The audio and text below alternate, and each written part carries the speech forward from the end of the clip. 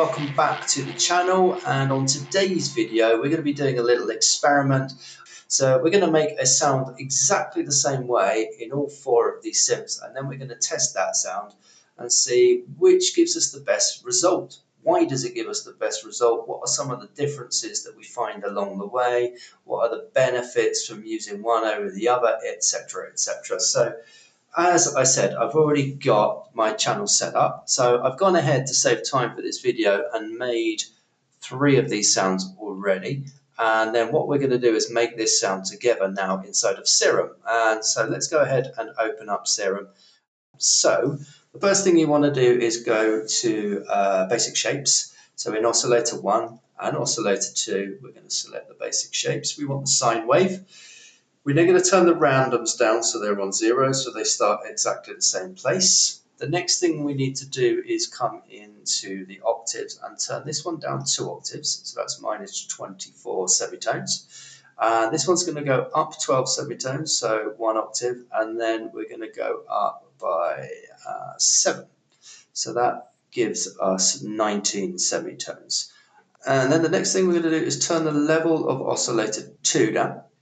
And we're going to turn the level of the noise down, turn this noise on and select a bright white. There we go. And then we're going to control this with a ramp.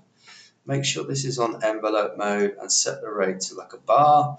Then assign this to here and assign this one to your level here. And then we end up with something like this. Doesn't sound great yet, right? It sounds a bit weird. But you can hear this noise is being introduced with the ramp up and the same with the noise. So once we got those set to around there, this is where the magic really happens. As we know, without any drive, we get nothing. As soon as we crank this up all the way, we're going to get that. And then we want to add a little bit of EQ. So we just want to scoop out some of this mid area here. So let's just put one of these and let's find the right area, which probably about 150, so around 144, something like that. Bring the gain down here as far as we can. Around there somewhere. Do.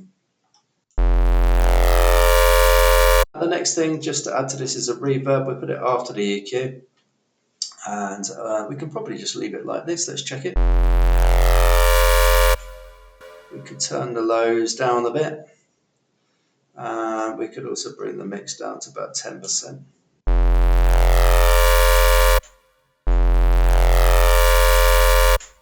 And then we got our sound. So that's the sound that we were aiming for. We've done exactly the same process in all the other synths. So if I go into Vital, you can see here's the EQ, doing the same thing. There's a bit of reverb, the distortion. It's actually on soft clip, this one. The drive's not all the way up. We've also got the same process here with minus 24 plus 19 here.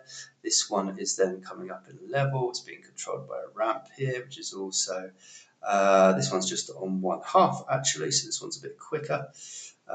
We could copy this and do the same with this one, so it's on 1/2 like that, and then it'll be the same. So that was Serum.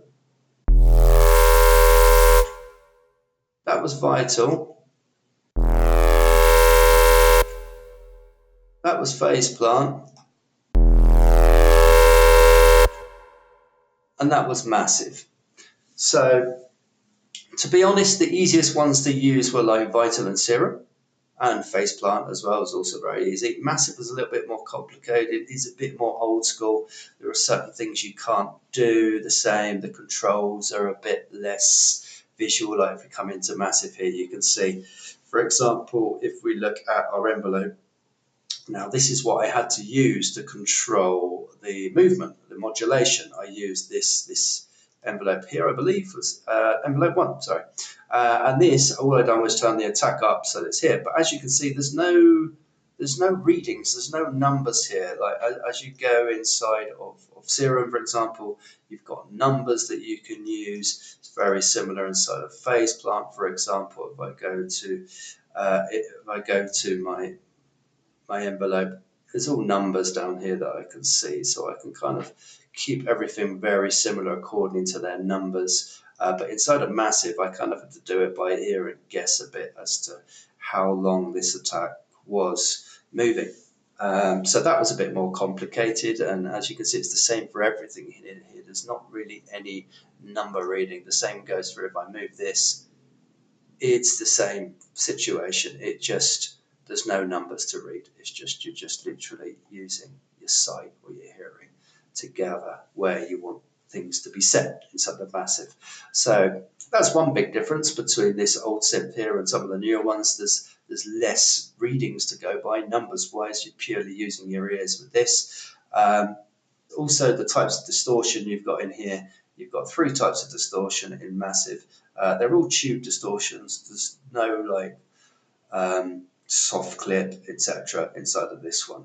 So you're basically just down to these 3 types of distortion, and that can change your sound quite a lot as well. So that was a big thing that made a difference, the type of distortion. I tried to keep the tubes going, although I did use inside of this Vital one, I did use a soft clip, I believe. Yeah, there we go. This one's a soft clip. But that's one thing to bear in mind is your types of distortion as well that you've got in each of your plugins. That's going to give you different tonalities and harmonics that you can play around with. So I'm sure you guys are probably asking as well, what happens if we took all the effects out of Serum, Vital, Facebar, and we just use the chain of effects in the device section instead, and we just copied that device section and used that for all 4 instruments? Would we then end up with exactly the same sound? Would it be identical, or are we going to have differences there? Okay, so here you can see what I've done is I've duplicated these, and what I've done is gone inside each instrument, and then I've gone into the effects and turned them all off. So the effects are off in there. I've done exactly the same thing in Phase Plant. Effects are all off, and I've done the same in all the rest. The other thing I've made sure of is that all the volumes are hitting exactly the same volume on the outputs, so these all give off exactly the same volume. And then what I've done is I've gone and I have added a distortion from kilohertz. I've added an EQ, and I've just scooped out this kind of bottom mid area here. And then I've added a reverb. So exactly the same process as we did inside of the actual instruments. If you take a look here, we've got distortion, equalizer, reverb. Here we've got distortion, equalizer, reverb. So we're copying the same chain of effects, and we're seeing what kind of sound we get. Do they sound the same when I play through these, or do they all sound different now because they've got exactly the same processing on them? We're using exactly the same wave shapes, the sine wave, and we're using the same tuning on those 2 sine waves in order to get that tonality, and then running them through this chain of processing. Let's have a listen and see how they came out. So this is the Vital one.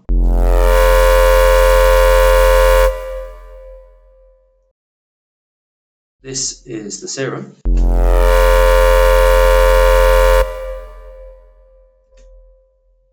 This is the Phase Plant.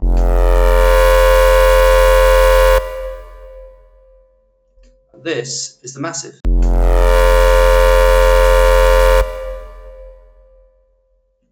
So as you can see here, there's not really much difference between each one. They all sound very, very similar. Slightest of differences, but they sound very, very similar. So what that tells me, and probably tells all of us, is the effects that we use within these synths is the main reason for them sounding slightly different. Each synth has its own set of processing and plugins and routing, etc.